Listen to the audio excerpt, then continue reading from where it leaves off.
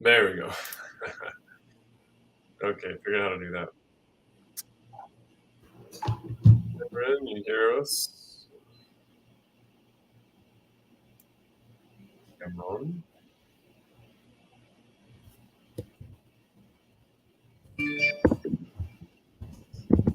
Gamma, can hear you. Can you hear me? Yeah, I can hear you. Can you hear me? Yeah, I can hear you. Yep. So it's just you and me and a screen share.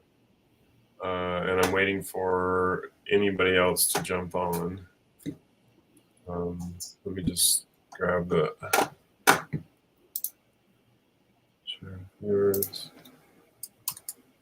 Copy.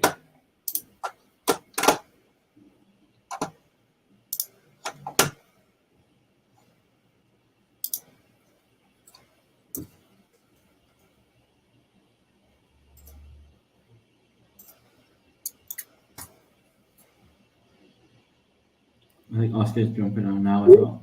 Okay, I'm going to send this link to Jessica.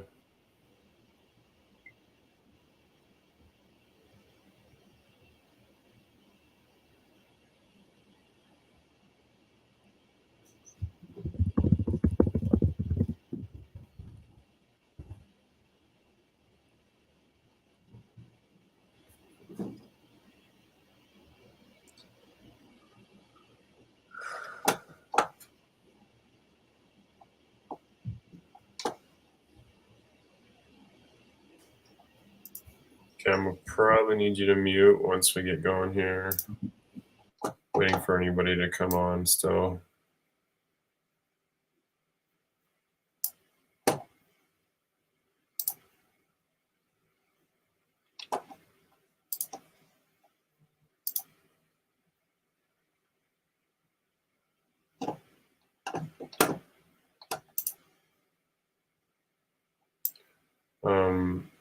Oscar, I think, is still trying to get in.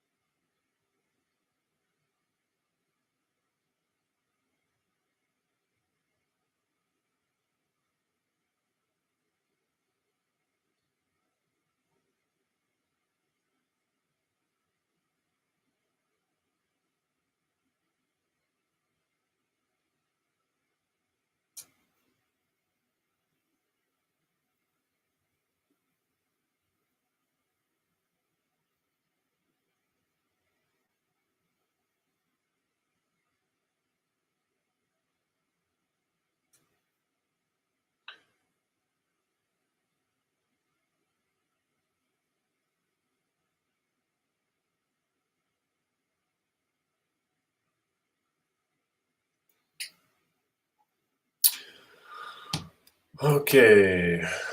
Well, we're 8 minutes in. Nobody's joined on. So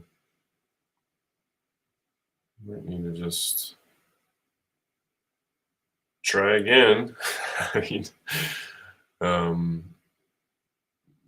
one thing I could do is just go through and have whatever, a few people jump on from our team.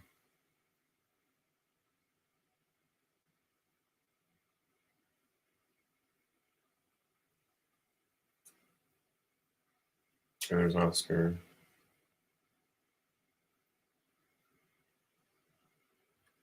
Okay, Jess says she's gonna jump on.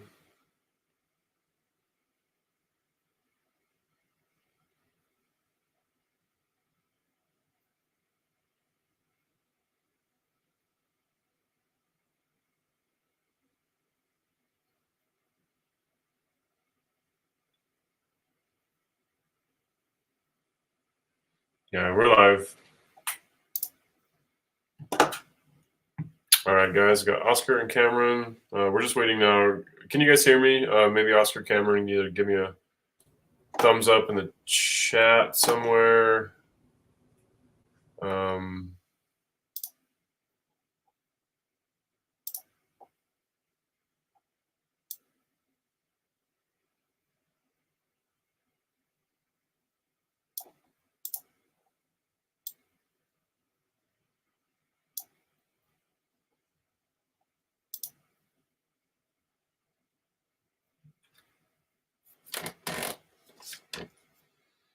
I think I'm gonna do a virtual background.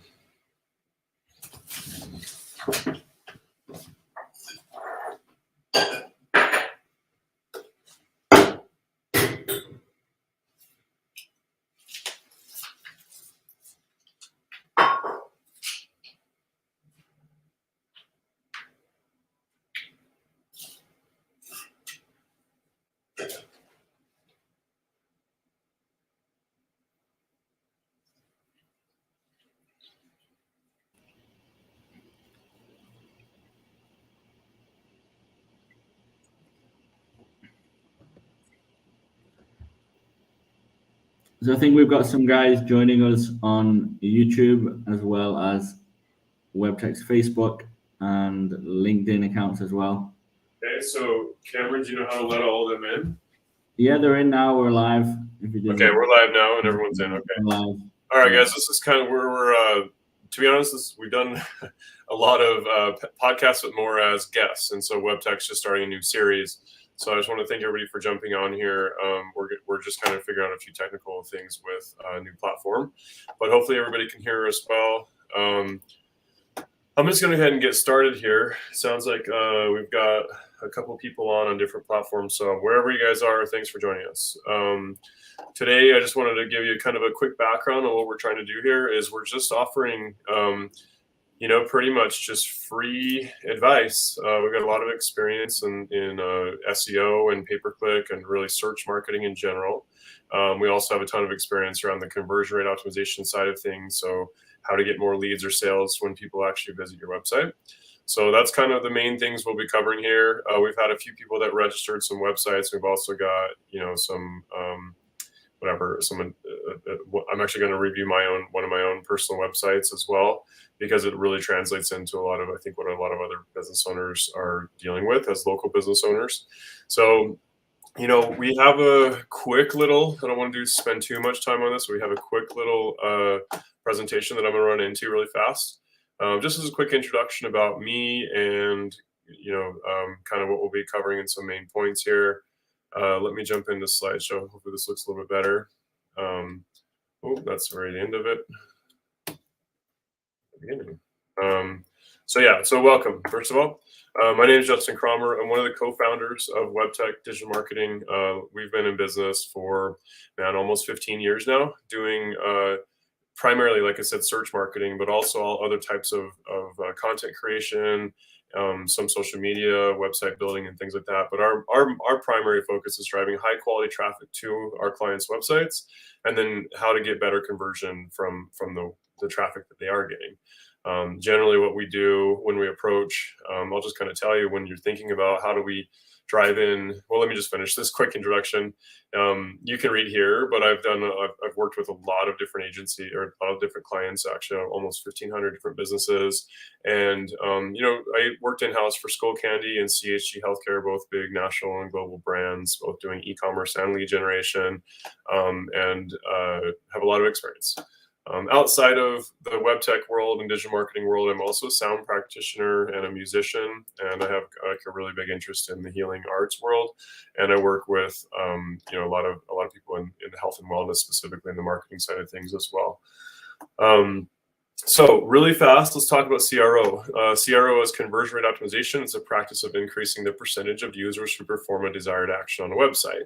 So really, when we start this process with any client, we always start by asking our clients, what is your goal? And generally the goals are going to be either leads or sales or some sort of action, like book a service, like schedule a demo, or maybe book a, in one of the cases here for Poet and Moon, one of the examples we're going to be covering, like how to get an appointment actually booked through the calendar system. So really, you think about from the very beginning, what's the purpose of this website? Are we trying to inform? Or are we trying to really, what is the conversion we're trying to get them to do? So then you want to think about from your website from that perspective, right from the top down, is what is the main goal or goals? And just kind of some hints. It's things like purchasing a product, signing up for a service, filling out a form, or clicking on a link. And usually the link that we're tracking is going to be your phone number clicks and email button clicks. So those are primary calls to action, we call them. A secondary call to action would be something like clicking add to cart. So it's like mid funnel. It's like in the process of getting through the conversion, but that's more like what we consider a micro conversion or secondary conversion. Things like watching a YouTube video, clicking on a social media link, things like that, where yes, you want to, that's important, but really what you're trying to get them to do is purchase or reach out to you directly or book an appointment. So difference between SEO and CRO, and there's other acronyms we can throw out there, PPC, things like that. But search engine optimization, pay-per-click, both of those are ways of getting traffic through optimization of your website for search engines.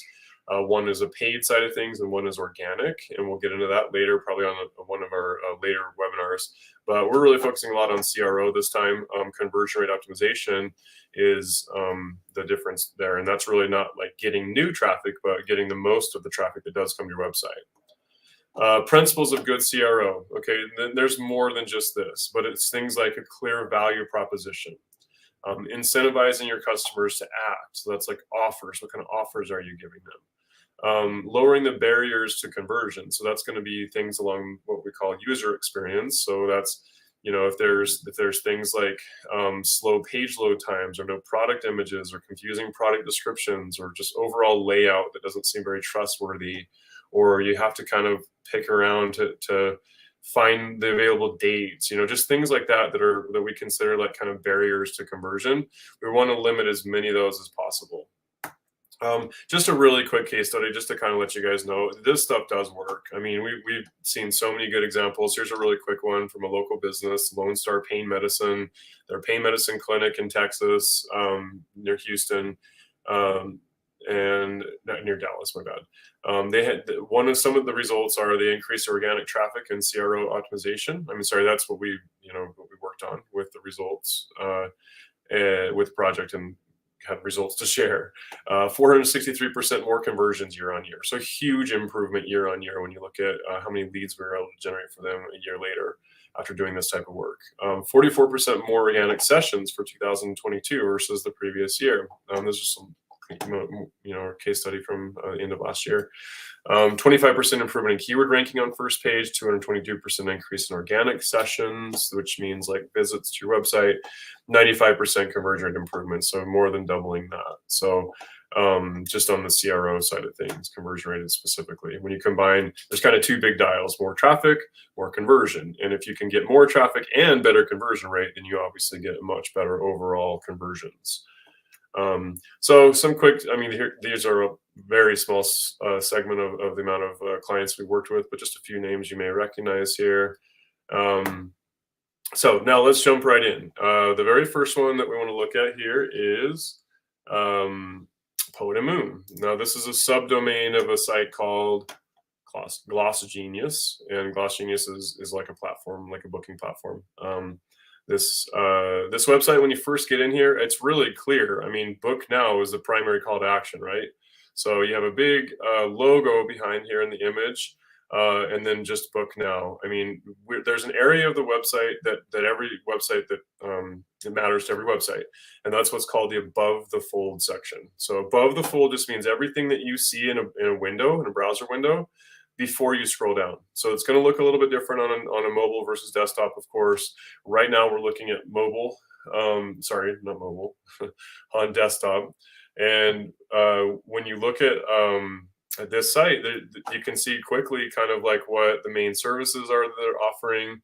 I will tell you, just looking at this, a logo is good, but there might be a more compelling image that shows somebody, maybe it's a picture of the studio where they get a little bit better feel for who they're working with. But, logo's not terrible, but they're going to need to scroll down lower to see anything. And there's really nothing else besides a logo, right? So you'd be better off really showing, something a little more personal, something where you do have a nice like hero image, let's call it. Hero image just kind of means like the main image that you see on the homepage of a website or the top section of a website or a web page.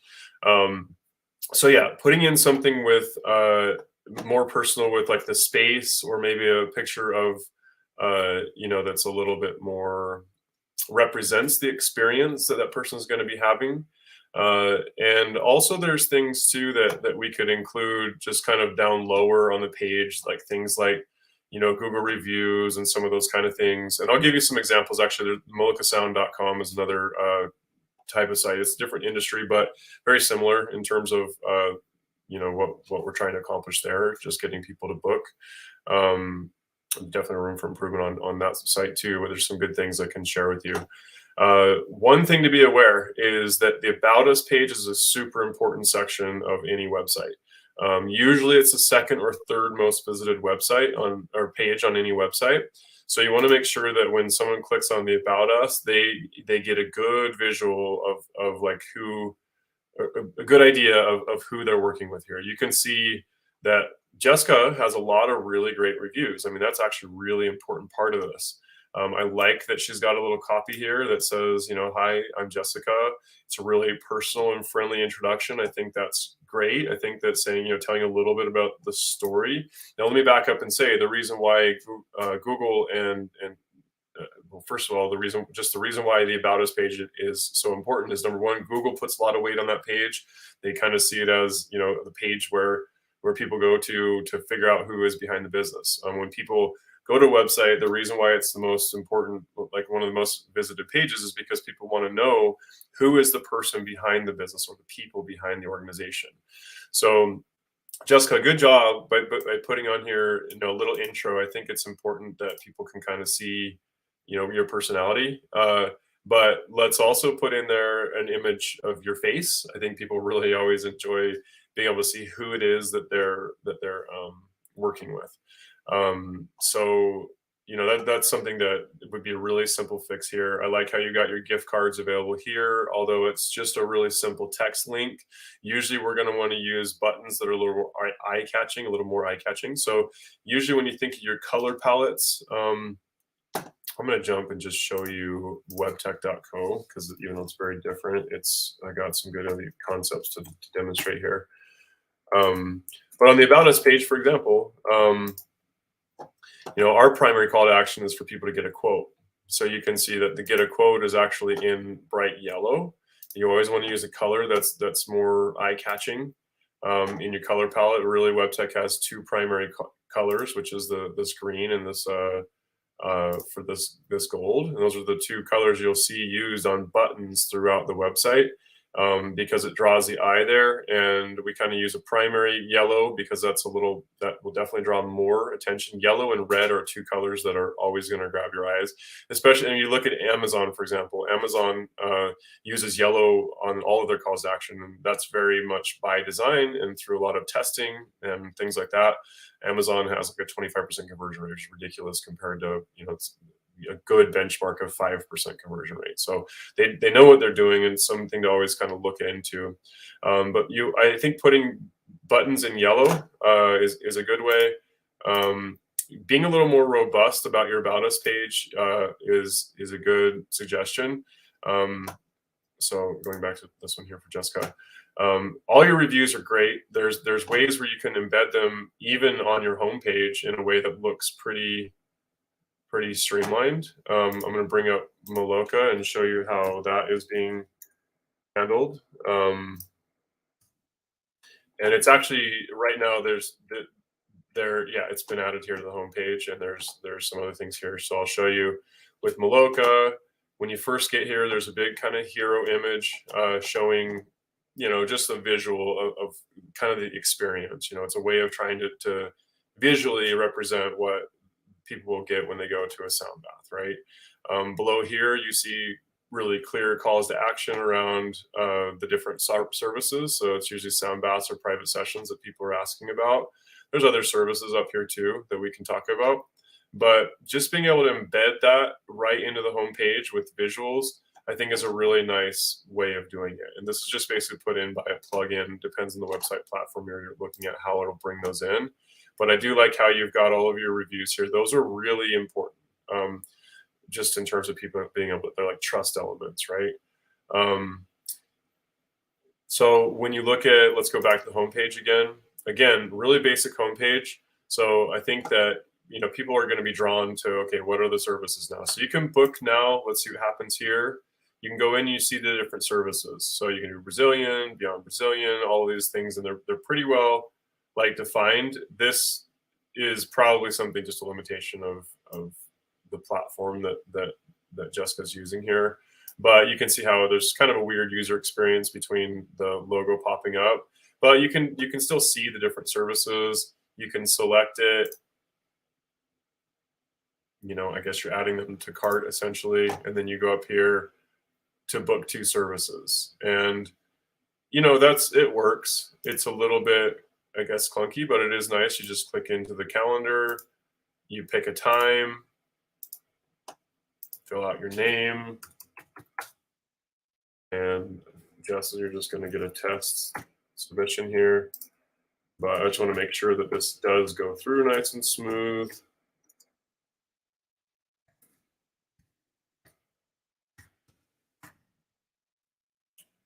And then you put in your payment, and I'm sure once you hit that, you're going to get confirmation of the appointment. So pretty streamlined, smooth process. Now I would say a lot of this is probably just built into the fact that you're using Gloss Genius, and Gloss Genius is specifically for people in your industry. So a lot of this has already been kind of out of the box, built in a way that's pretty streamlined. But I would say there's definitely an opportunity to really sell your brand and sell yourself a little bit better, just right from the initial experience of landing on the homepage. Also, navigation, once you're inside here, it's a little bit hard to figure out how to get back to homepage, even though I know just because I'm work with websites a lot, it's probably going to be this link, but it's not very clear that that's how you get back there. So a lot of times it's just more like a logo up in the top left. That's kind of usually how that's handled, is with the logo. So that would be a nice kind of whatever best practice, or kind of following what people are used to from user experience. Looking at portfolio, that's another thing that I think is great. I mean, a way of giving visuals around, the work that you do. So there's good visuals, and let's just look at a before and after. Well, you can't really, I would say that we would want to be able to look at that a little closer, ideally. So that's one thing to kind of consider is to have that pull up in a way where the person can see it a little bit better. And then contact's pretty clean. Just name, email, and message. And I think that's perfect. A lot of times people go crazy with these forms, and they have 4, additional fields here or whatever. Really, that's what Jessica has done here is pretty perfect. I mean, it's the same thing that you'll notice that we do here on Webtek, as well as we do on Maloka, is that it's very simple. It's name, it's email. I actually added phone because I kept getting a lot of people contacting me through just the form submission, and it would go into my email. Then I would respond back to them, and I may not hear from them. So I actually chose to require a phone number at this point. That way I can always get back to people through a couple different ways. But, you want to keep this as simple as possible. Name, email, maybe phone. And then just a quick little subject and message. I wouldn't even require a subject, actually. This is something that I'm going to eliminate here. And I'm definitely going to pick apart Maloka because it's kind of a back burner project for me. I end up, it needs additional work. So part of the reason why we're demoing it.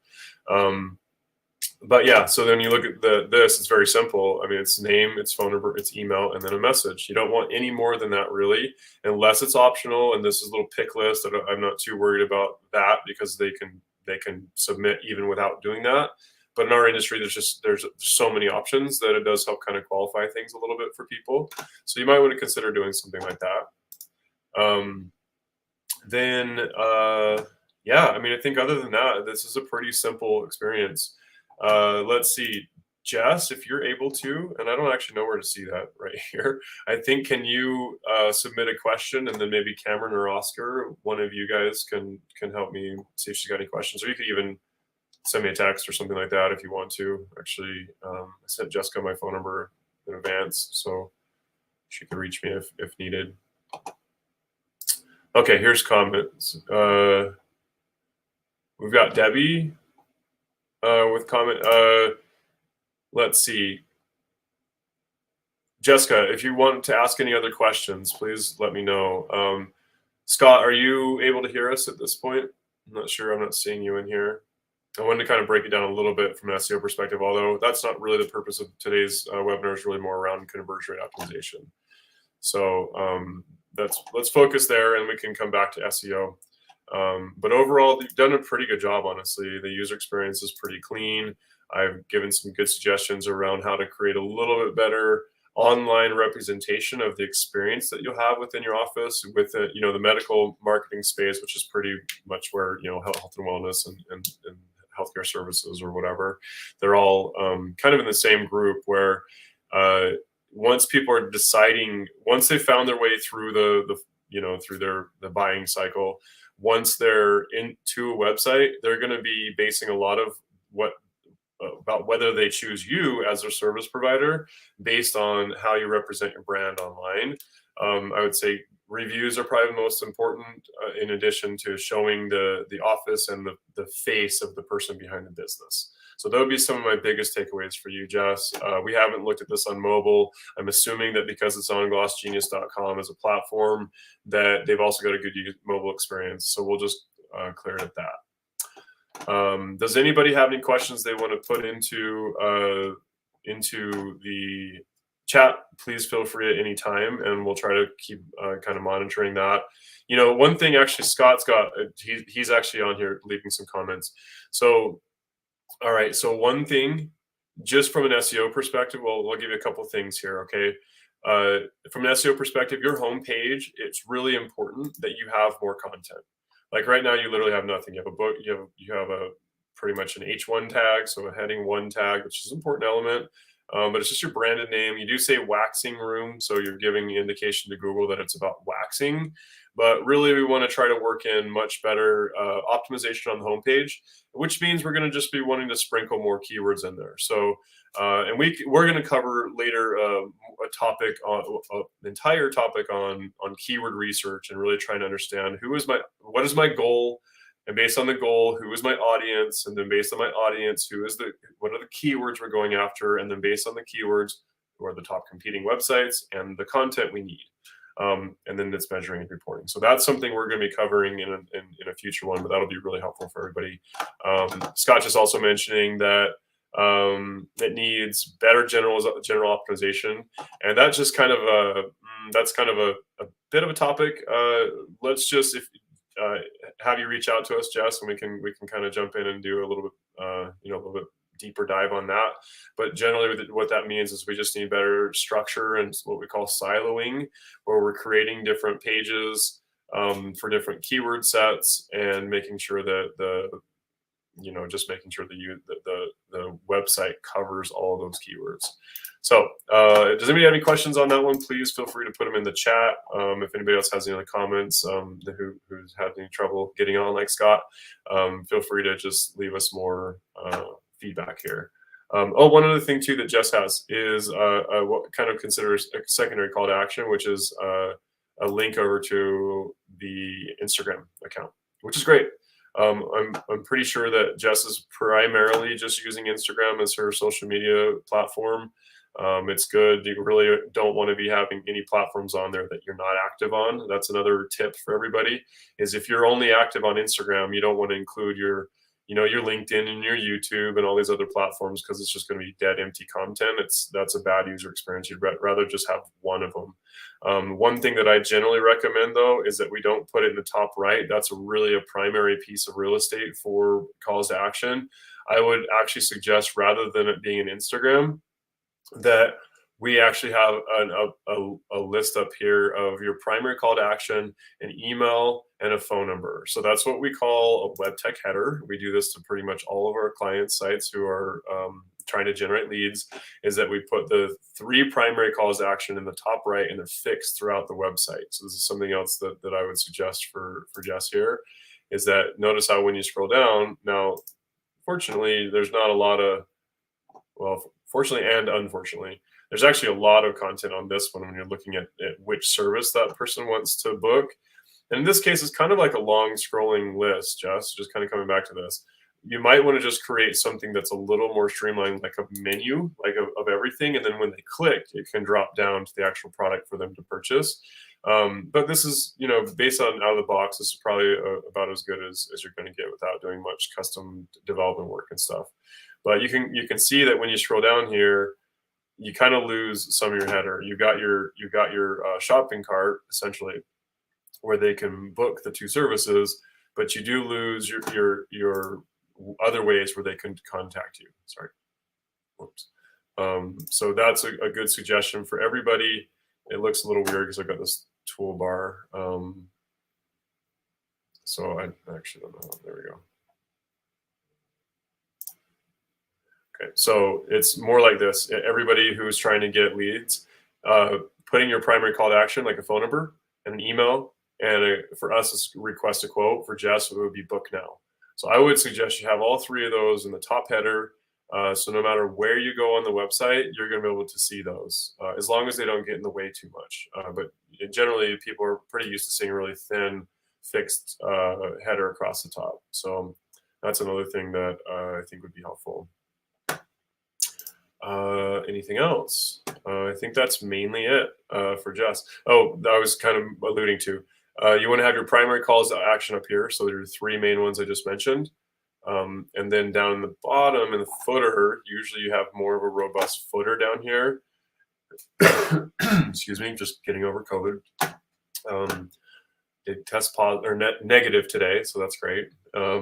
But anyway, in the footer, you don't have much happening down there, and that's another thing I would suggest too for everybody, is you have a little bit better footer experience where people can find your address, they can find your phone number, they can find all your social media sites, they can see some trust emblems down here, they can subscribe to a newsletter if you have anything like that, and then also quick links to your most important pages, especially if you have a more robust site. So those are also some really good suggestions just in general for most people. All right, let's jump into site number 2. I don't see any questions coming in. So if anybody has any questions, maybe Cameron, if you're watching the other platforms, I know we're on LinkedIn and YouTube, a couple of places right now. So I may not be seeing some questions coming in. If they are coming in other places, maybe Cameron or Oscar would mind just pop, or even Gabriel, maybe even you can text them to me, whatever. Let's see. Okay, so, actually, you know what, Jess? I just saw Jess's question, so let me try to answer this before I move on to the next one. The next one's going to be Debbie. So we're going to go to yours next. I just want to cover Jess's question really quick. She says, I guess the question would be, does it overcomplicate to create a template for better storytelling and branding, or just use Gloss as a link for booking because it's a simple platform?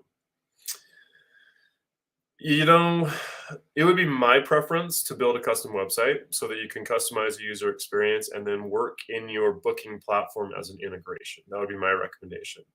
Because definitely I feel like telling the brand story is a super important part of getting people to choose you over any other waxing studio out there. I mean, there's, once you get people to your website, let's say they go to Google, they type in Utah Waxing Studio or brow waxing service or anything like that.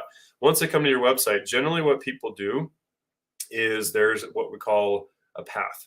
So a really common path is people come in on what we call a discovery search phrase. So that's a non-branded type of search phrase where that's just the discovery phrase, meaning that they're looking for what you offer, but they don't know about your brand yet. So they'll come in on a discovery search phrase.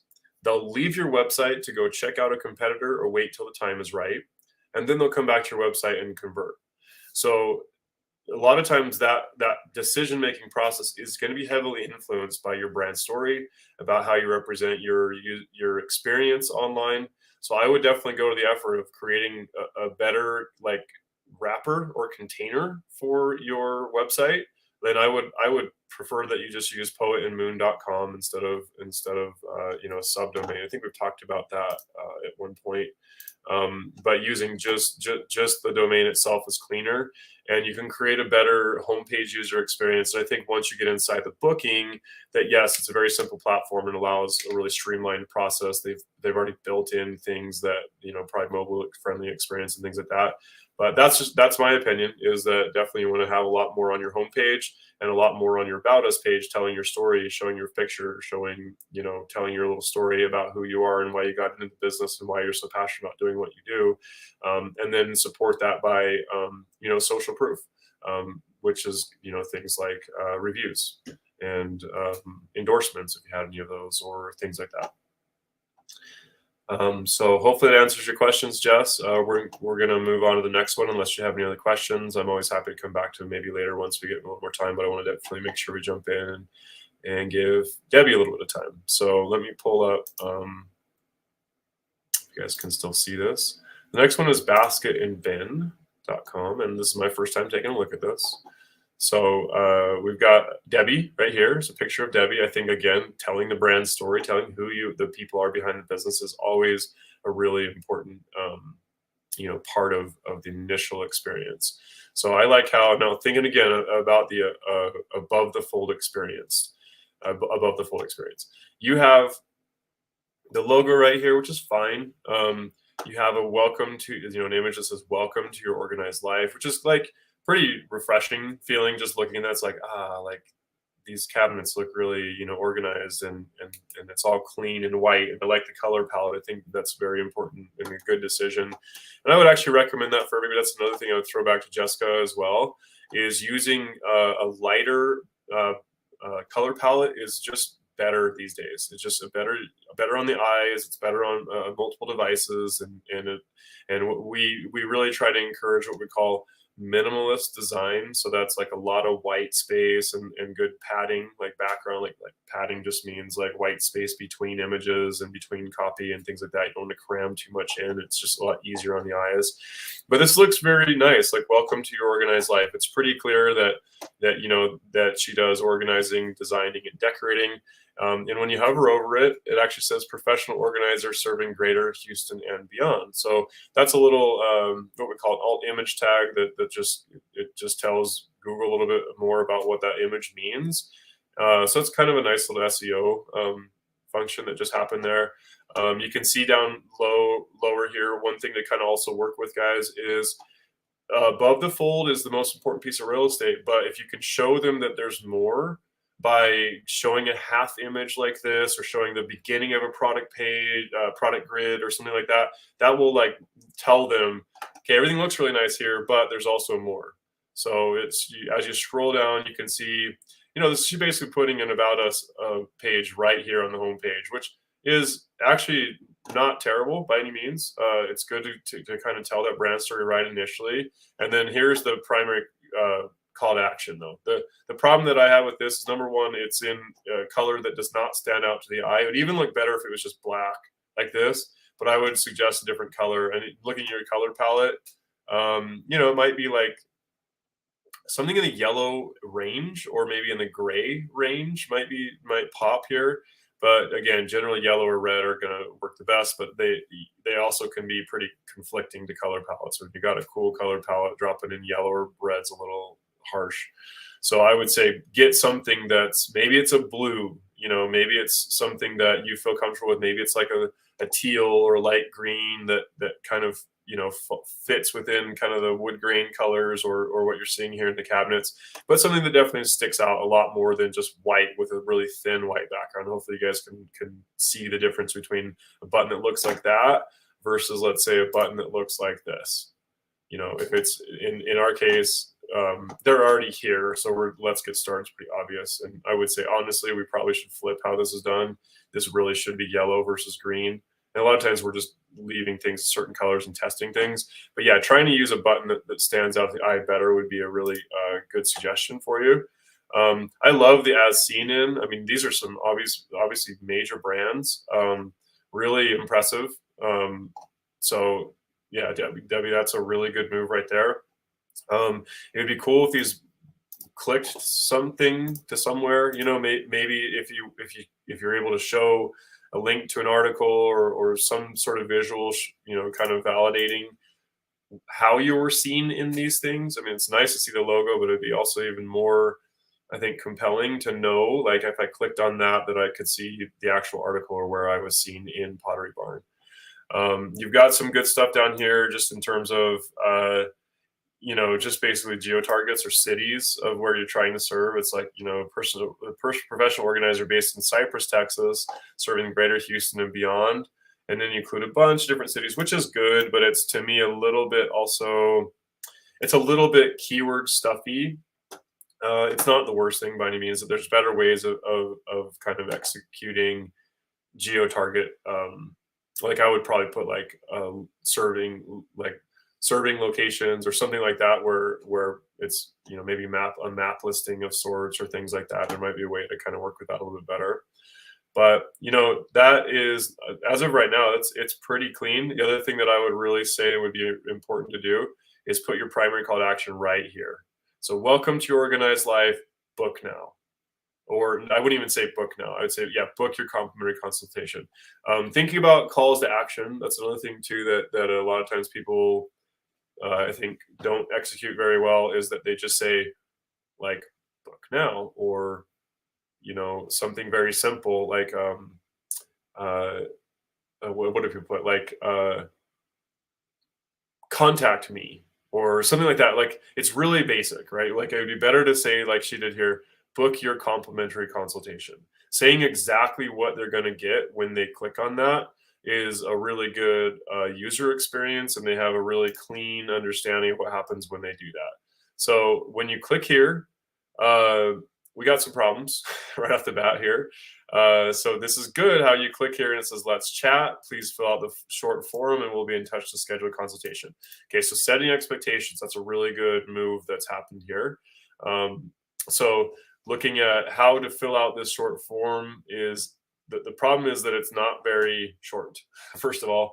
And second of all, it says this form can no longer be used. Please contact the owner of basket and bin. So something's broken here. And I think that's obviously something that needs to be fixed. But even the fact that this form, it has a scroll bar within a scroll bar. So it's like really too much. Really would suggest simplifying this. I don't like when people use first name and then last name, because there's just no reason for that unless you've got a really tricky, complicated database system and you're really trying to like normalize all the naming convention of data that falls into a huge database and you're dealing with massive volumes. That's the only time, and I would actually kind of fight. That's usually going to be like the IT department is demanding for that, where the marketing department is still demanding for the short forms, because you're going to have much better conversion rate that way. So this form to me just looks kind of daunting, honestly. If I was like, okay, I want to get a quote, but I have to like do all this work first. Like, I don't know. I don't have time today. I'll come back to that. I'll just pick the phone and call her, or I'll just, reach out to her on Instagram or something. It's surprising sometimes. Like people, the things that, like, it's literally a game of inches. Okay. So you have to like streamline every single click in a user experience in order to improve conversion rate optimization, to to optimize your conversion rate. So I would suggest that this just says name. We don't make it first and last name as two separate things. I see they're required, which is fine. Email required is fine. Phone number, making that optional is up to you. I think that's a good user experience because they don't have to fill that out.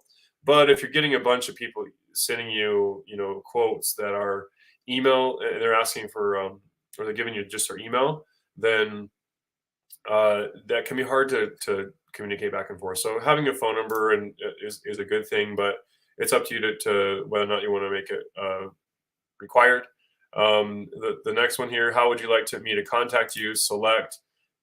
I would personally remove this just because they're going to give you their options to reach out to them, and I would just reach out to them through all different ways until you hear from them.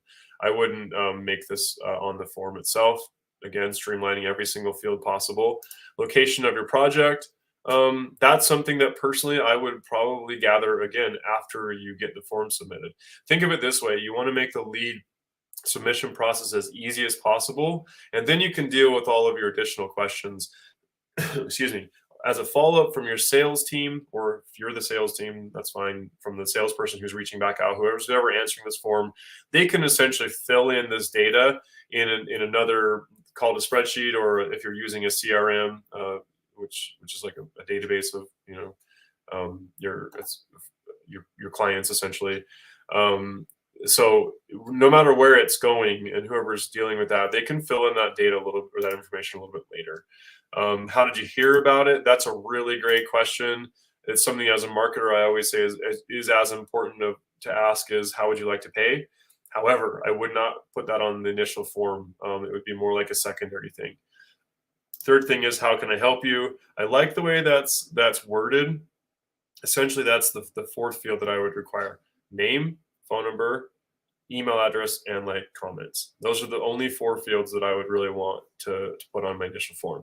Now, you can do what we call 2 and 3 stepping a form. Okay.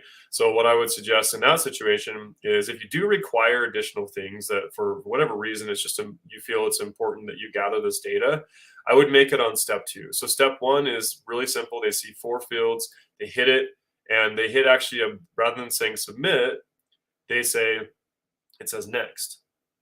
And when they hit next, it submits the form to you. So it's just like hitting submit. But then if they bail on step 2, which would be those secondary questions like, location of your project, how would you like me to contact you? How did you hear about us? All those can come in on step 2. But if they're like, I don't want to fill this out right now, and they leave, then you can still contact them back. And then you can get that information from them later. If they have the time and they're nice enough to give you that information, great. But I would definitely not be putting this on my form in general. Let's see. So Debbie said, I had no idea about the form. Let's see, Debbie, if you want to send some questions here, that would be good. Just looking through some of the notes here too. So Scott, I think a lot of these notes that you're throwing on here, starting at 440, no metadata, most important services should have their own pages, no real optimization on internal pages, no clickable phone number or email address. I think those are actually all for Jess, and I'll make sure to follow up with her if she's no longer on here. But yeah, those are all important things, and you guys will cover SEO a little bit more in depth on the next one.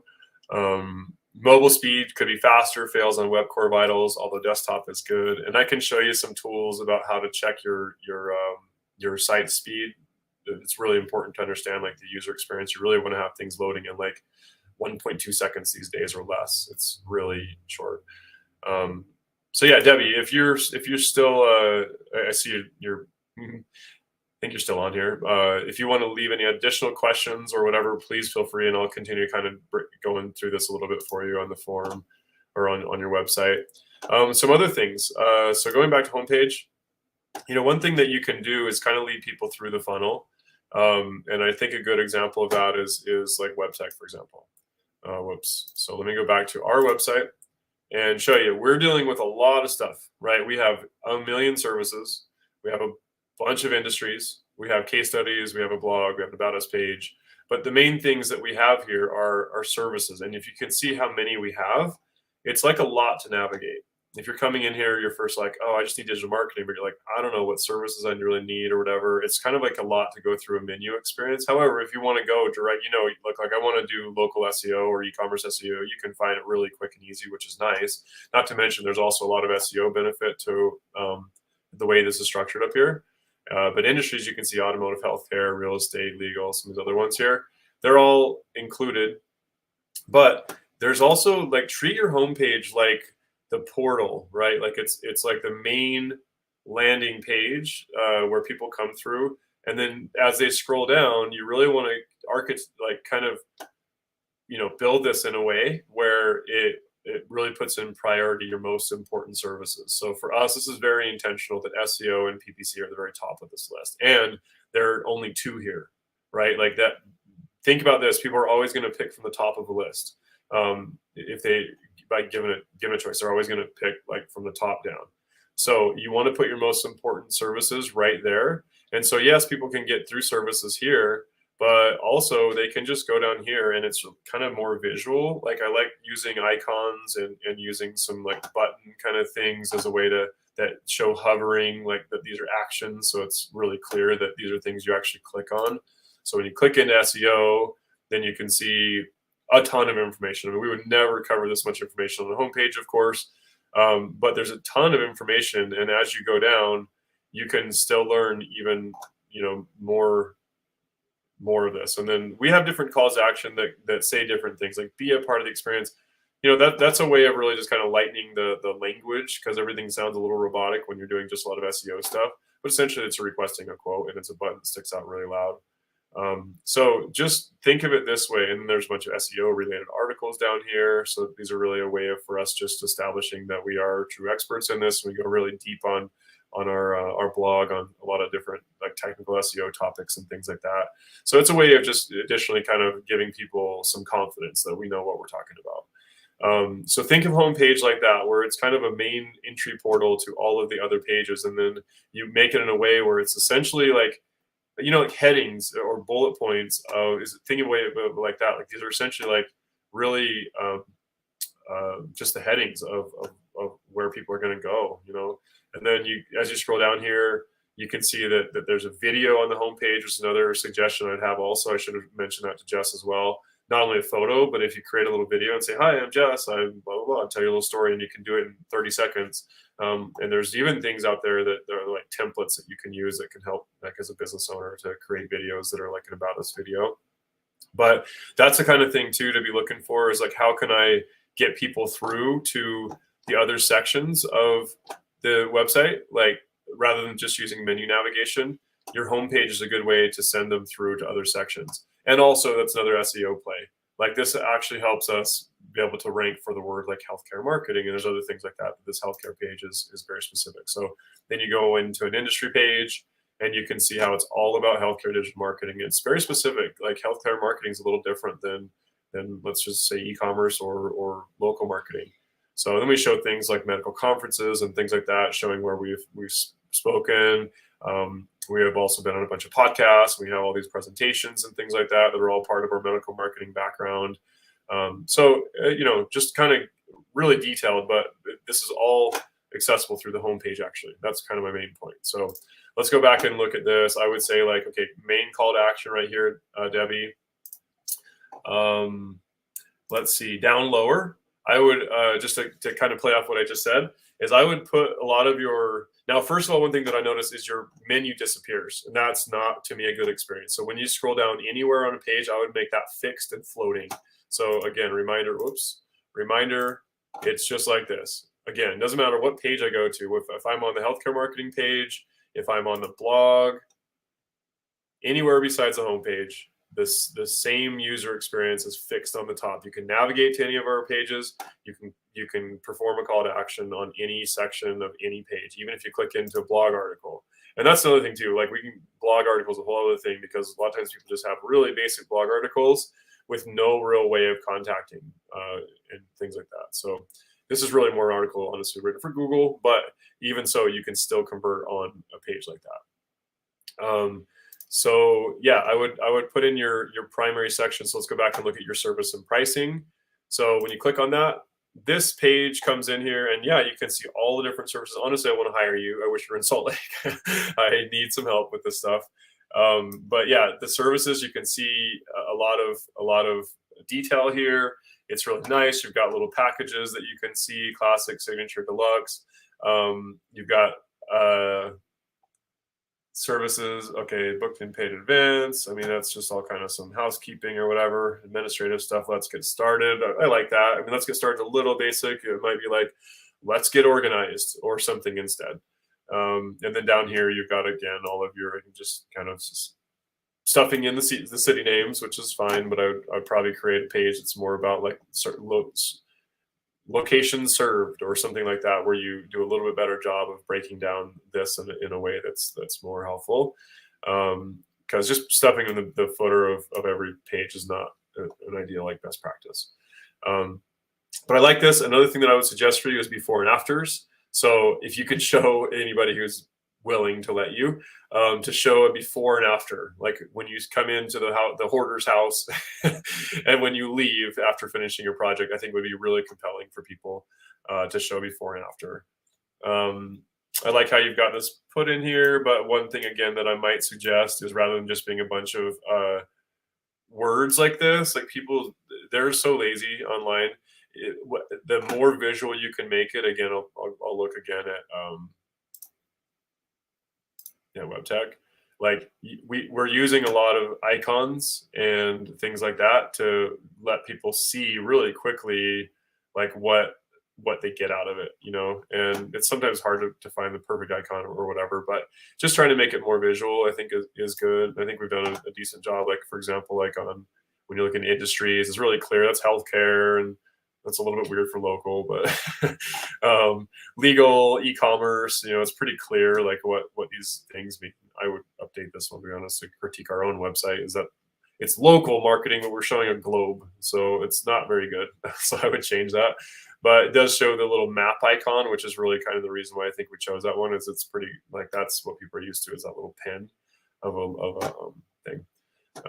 Let's see, Debbie. I do virtual organizing too. Okay, cool. So I need some people to do it though. That's my only problem, because I don't have time. But I'd love to take you up on that. That's interesting. I'd like to know kind of more about how that might work, actually. And if you offer it, then you should have it on your website, just to make sure. And maybe you do. But I would say something like this, like hands-on purging. You maybe show like a little picture of like some hands with like a white glove or something. Like maybe something like that. Or personalized organization systems. Maybe it's like little bins or something. So just think of it like that. Maybe there'd be a way to better organize this. Not terrible though. I mean, it's pretty clear what you're doing. $75 an hour on package pricing. Might be a little more clear on that. I mean, but it's okay. I'm not too like mad at this. The let's get started again. Your buttons really should be stronger. They should be, even when I hover over it, I can see that so much better with it being black with white text. Although that's still not ideal. We'd want it to be an additional color, like I mentioned before. Like maybe it's teal or some sort of non-offensive yellow or something like that. Let's see what else. Now going into the gallery, maybe under here is where you have before and afters. Very, very nice, organized looking houses. Just kind of, to me, I maybe I'm OCD or whatever, but to me, this just feels refreshing. Like when things are organized in this type of order, it makes me want to call you, because I'm like, I want my pantries to look like this. I want my, my glassware to be organized by color, and this is great. But the only thing that I would say is missing here is these are a lot of afters, which is way better than a bunch of befores. But if you're able to show at least one before after or something like that, I think you might benefit from that. Debbie, do you have any other questions? Just encourage that. I'm going to go through here again really fast. Now it's 5 o'clock. Actually, we're about out of time. You do have your FAQs, which is really good. One way of handling FAQs is like on your homepage. I would suggest maybe another way of getting more content on the homepage is similar to what we did, where we take FAQs and we do what's called accordion style or collapsible content. So you can see how it's really clean, so it doesn't distract the user with a bunch of content on the homepage, but it does allow them to get FAQs here. And you got to remember that Google does care about content being on, especially on the homepage, particularly. I mean, one of the big, issues that I see with the first website with Podamoon with Jess's site was that there's no content on the homepage besides literally a button and an image. And that'll definitely kill your local rankings if that's all you've got. So another good suggestion is to use FAQs in an accordion style like that. And you got your testimonials, a really important piece. I would say throwing in one of your best or a few of your best, what do you call it? Testimonials or reviews. Putting those near any call to action is important. Like to put it near your, let's just say your contact button. It might be good to just throw on. And now that's changed. I'm not really sure what happened here, but maybe it was worked on in the background or something. I don't know. Maybe I've navigated a different way. But anyway, the form looks different now. It's still pretty long. But yeah, I would just say maybe even down here by the button, you just throw in a little quote because it's just like another reminder of I don't know, it's like a trust signal for people when they can see that. About important, again, you're basically kind of saying the same thing. One issue with this is it's a little bit what we call duplicate content. So you've got the same content. Well, I'd have to go and look. As a kid, no, it looks like it's actually different. Just really quick cursor glance, it looks like the content's a little different. That would be definitely something I'd recommend. Is you don't have the exact same content on any two pages, unless maybe you're dealing with e-commerce where you've got multiple product pages, but we won't get into that right now. And then jobs. This is again kind of more like, oh, so this is like a hire, like join our team, like a job kind of thing. So that's a whole other thing. Again, I mean, this is a job application. You don't have to streamline them quite as much because you really actually want to know that the person who's interested in working for you is not lazy and they're willing to fill out a form. So I'm not too mad about a job application form being longer than some of the other ones. You do want to be asking qualifying questions and kind of eliminating the spam that way. So yeah, just kind of looking at it. Debbie, if you have any other questions, again, just a reminder, send us some. If anybody else has any questions, please let me know. I think for now, that's probably all the time we need to take. We went over 2 websites pretty in depth this time. I think in the future, as we get a few more people registering for it, we're going to go a little deeper. I've got, I was going to break down Maloka Sound and also Webtek a little bit, but we've used up a lot of time for this. So I think that for this first week, I think this is a good one. I want to remind everybody that we are going to be doing this every 2 weeks and kind of switching the topics back and forth. Sometimes SEO, sometimes CRO. We might include also things like pay-per-click, and there's all like these are major topics. So there's a lot that goes into it. But just as a quick preview, we'll be talking to you next time about how do you identify, first of all, once you know your goals of your website, then how do you identify the audience? So who are the people you're trying to attract into your website? And then once you know who the audience is, then how do you do keyword research? So how do you understand what are the phrases that these people are looking for in Google to decide whether or not they're going to, hire you or come to your website? And then the next part is looking at competition. So when you know what are the keywords you're trying to rank for, then you can do a breakdown of, okay, who are the people ahead of me, and what do they have that I don't? And that's kind of becomes a little bit more, it looks a little bit more complicated, but that's something that we can definitely help you kind of break down in terms of just understanding things like backlinks and just what their value proposition is and some of the things like that with competition. And then, like I mentioned before earlier, also content, making sure that you have a good piece of content or landing page for every one of the keywords you're trying to rank for. So just remember that Google does not rank entire websites for certain search phrases. They rank pages for certain search phrases. So if you're trying to rank for, let's just say, looking at Jess's example here, if she's trying to rank for Brazilian wax near me and bikini wax near me and eyebrow waxing near me, you might want to have different pages for each of these. So it's not just like all waxing is all on one page, because then it's harder for you to rank for all these like granular type phrases, a little more nuanced search phrases where people are looking like, waxing for men or, waxing parties for bachelorette parties, like whatever they are. You want you want to have a page about each one of those types of things. So we'll help you kind of identify and think about the content side of things. And then there's measuring and reporting. A big part of all of this is making sure you have the metrics and measure the tracking in place, be able to track the metrics. So you want to know, like, what is my conversion rate of my website?